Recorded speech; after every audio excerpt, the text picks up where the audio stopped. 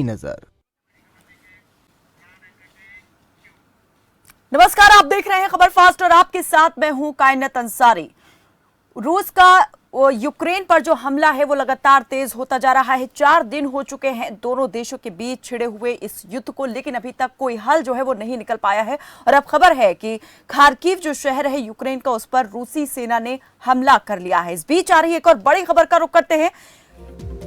रूस यूक्रेन के बीच चल रहे तनाव के बीच ये बड़ी खबर, जंग के बीच रूस ने की है बातचीत की पेशकश। बेलारूस में बातचीत करने के लिए रूस तैयार। रूस ने बातचीत के लिए प्रतिनिधिमंडल भी भेजा। पहले बातचीत के लिए रखी सरेंडर की शर्त। बेलारूस में बातचीत के प्रस्ताव को जेलेंस्की ने ठुकराया। यूक्रेन के राष्ट्रपति जेलेंस्की ने प्रस्ताव को ठुकरा दिया है। बेलारूस में बातचीत नहीं करेंगे। जेलेंस्की ने वार्सा, इस्तांबुल और बाकू में बातचीत का रखा है प्रस्ताव। बेलारूस में ये कहते हुए बातचीत के प्रस्ताव को खारिज कर दिया, ठुकरा दिया कि बेलारूस जो है यूक्रेन के खिलाफ रूस के साथ युद्ध में शामिल है और इसलिए बेलारूस के मिन्स्क में बातचीत नहीं होगी। रूस की तरफ से बेलारूस के मिन्स्क में बातचीत का प्रस्ताव दिया गया था यूक्रेन को, लेकिन यूक्रेन के राष्ट्रपति जेलेंस्की ने बातचीत के प्रस्ताव को ठुकरा दिया और कहा कि वार्सा, इस्तांबुल और बाकू में बातचीत का अगर प्रस्ताव मिलता है तो वो बातचीत के लिए तैयार है, क्योंकि वो ऐसी जगह पर बातचीत करना चाहेंगे जहां पर उनके ऊपर हमला नहीं किया गया है, जहां से उनके ऊपर हमला नहीं हो सकता है। तो रूस की तरफ से बातचीत का प्रस्ताव यूक्रेन को भेजा गया। बेलारूस के मिन्स्क में बातचीत का प्रस्ताव रखा गया था, लेकिन इस प्रस्ताव को ठुकरा दिया है यूक्रेन के राष्ट्रपति जेलेंस्की ने। उनका कहना है कि बातचीत अगर होगी तो इस्तांबुल, बाकू या फिर वार्सा में हो सकती है, लेकिन बेलारूस में नहीं होगी, क्योंकि बेलारूस यूक्रेन के खिलाफ जो है युद्ध में शामिल है। तो लगातार हमले जो हैं रूस की तरफ से जारी हैं यूक्रेन पर। यूक्रेन और रूस के बीच जो है जंग का चौथा दिन, लिहाजा रूस के हमले अब बेकाबू होते जा रहे हैं। सुबह से ही यूक्रेन रूसी सैनिकों के हमले से सहमा हुआ है। रूस ने सुबह खार्किव में गैस की पाइपलाइन को ध्वस्त कर दिया था। इसके बाद खार्किव में रूसी सेना दाखिल हो गई थी। अब रूस कीव पर कब्जे की तैयारी कर रहा है, लिहाजा उसने घेराबंदी शुरू कर दी है। राजधानी कीव पर कब्जा करने की तैयारी जो है वो तेज हो चुकी है रूसी सेना की। तो खार्किव में घुस चुकी है यूक्रेन के शहर खार्किव में रूसी सेना ने कब्जा कर लिया है और अब राजधानी कीव पर कब्जे की तैयारी है। बता दें कि कीव में रूस ने न्यूक्लियर कचरे पर मिसाइल गिरा दी है और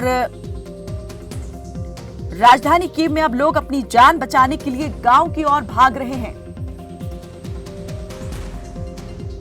कीव से 20 किलोमीटर दूर बुका में रूसी सेना दाखिल हो चुकी है। रूसी सेना कब्जे की तैयारी में है और कीव से महज 20 किलोमीटर दूर स्थित ये शहर बुका, जहां पर रूसी सेना दाखिल हो चुकी है और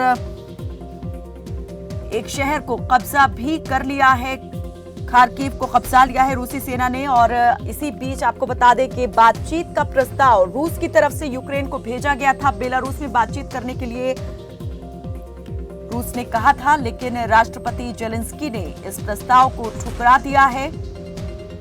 उनका साफ तौर पर कहना है कि बेलारूस यूक्रेन के खिलाफ युद्ध में शामिल है, इसलिए बेलारूस में बातचीत नहीं होगी।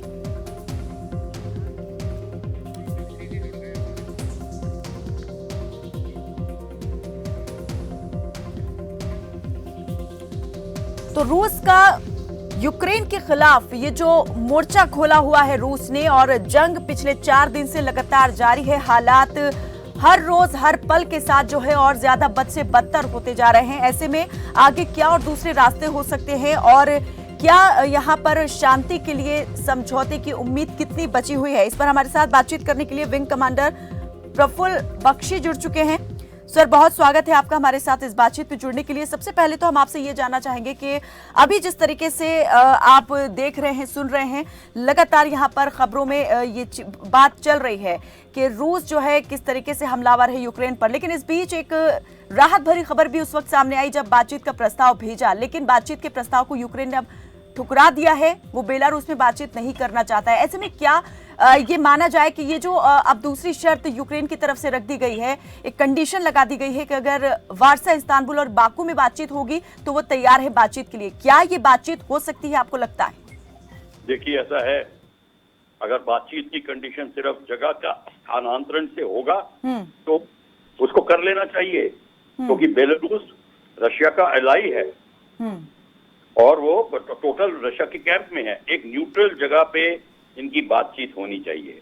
अगर यूक्रेन ने कह दिया है क्लियरली कि मेरे को जगह नहीं पसंद है, तो हमारे नैरेटिव में ये मेन चीज है कि यूक्रेन ने जगह के कारण प्रस्ताव को ठुकराया है। और कंडीशंस क्या है, इसको हमें क्लियर बोलना पड़ेगा कि रशिया ने क्या क्या मांगे करी हैं और किस मांग पे यूक्रेन रेडी नहीं है। ये सारी की सारी हमें क्लियर पता होनी चाहिए, तभी हम टिप्पणी कर सकते हैं। ये बिल्कुल ठीक है, इसका मतलब है यूक्रेन भी रेडी है, रूस भी रेडी है, सिर्फ जगह के कारण दोनों में इस समय अड़चन पैदा हुई है। सर, क्या ये माना जाए कि जानबूझकर बेलारूस में बातचीत के लिए शर्त रखी गई? रूस ये अच्छी तरीके से जानता है कि बेलारूस जो है किस तरीके से उसके साथ जो है एक सहायक की भूमिका में है, और क्या यूक्रेन इस बात को एक्सेप्ट करेगा या नहीं करेगा, या उसे पहले से पता था कि ये जो है बातचीत का प्रस्ताव सिर्फ खारिज हो जाएगा सिर्फ और सिर्फ दिखावे के लिए, या फिर लोगों को, दुनिया को ये बताने के लिए कि हम बातचीत के लिए आगे आए, लेकिन अब यूक्रेन भी बातचीत नहीं करना चाहता है? देखिए, ऐसा है, आप बिल्कुल ठीक कह रही हैं। ये भी हो सकता है कि ये सिर्फ मियर एक, जिसको कहते हैं झांसा हो, जिसको कहते हैं धोखा हो, फरेब हो, नहीं, दोनों को जगह के पे प्रॉब्लम आई है, तो जो उनको एक इनको मीडिएटर रखना चाहिए, एक ऐसी न्यूट्रल कंट्री जो जिसकी स्टेटस बहुत हाई है, जैसे कि भारत, उनका वह मीडिएशन करे, एक जगह को दोनों को पसंद हो वो जगह रखे और जल्दबाजी ना करे। इसमें कोई जल्दबाजी की बात नहीं है, बैठ के इत्मीनान से बातचीत हो सकती है। पर सबसे पहले लड़ाई को सीज फायर हो जानी चाहिए और सारे ह्यूमैनिटेरियन एड प्रोग्राम्स को दोनों साइड से। सर, क्या लगता है कि अगर ये बातचीत की बात सामने आई है, प्रस्ताव रूस की तरफ से सामने आया है, तो क्या ये जो पश्चिमी देशों की तरफ से दबाव बनाने की रणनीति अपनाई गई थी, उसका असर इसको कहें, या फिर किसी दूसरे तरीके से इसको देखें? जैसे हम पहले यहाँ पर एक आशंका जता रहे थे कि ये जानबूझकर भी एक सोचा समझा उठाया गया कदम है। ये भी हो सकता है। सबसे बड़ी बात ये है कि आपको पता होना चाहिए, इस समय जो गिरती हुई छवि थी दोनों की, रशिया की और यूक्रेन की लड़ाई से पहले, और दोनों को अपना कंट्री से ध्यान बटाने के लिए दोनों को ये जंग मंजूर थी शुरू में। पर अब यूक्रेन के प्रेसिडेंट की, ज़ेलेंस्की की इमेज बढ़ रही है, उसकी इमेज में काफी बढ़ोतरी आई है, और अगर जंग ज्यादा रही तो पुतिन की इमेज खराब होगी, ना कि उसकी। तो ये भी रूस को पता है कि इस समय अगर उसको वर्ल्ड में अपनी इमेज बनानी है तो जल्द से जल्द जंग खत्म करे, क्योंकि रूस ने अपना मिलिट्री ऑब्जेक्टिव मोर और लेस हासिल कर लिया है। उसने 2 स्टेट्स को इंडिपेंडेंट डिक्लेयर कर दिया है, ईस्टर्न यूक्रेन में पहुंच गया है। अब उसका प्रस्ताव ये होगा कि यूक्रेन नेटो न ज्वाइन करे और नेटो का जो जमावड़ा है पोलैंड में, स्लोवाकिया में, वो हटाया जाए।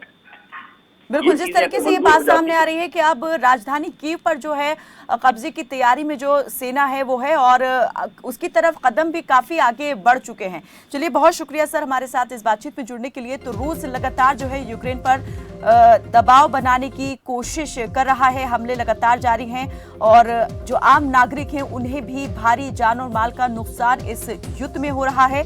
न सिर्फ यूक्रेन को बल्कि रूस के भी नागरिकों को इसका खामियाजा भुगतना पड़ रहा है।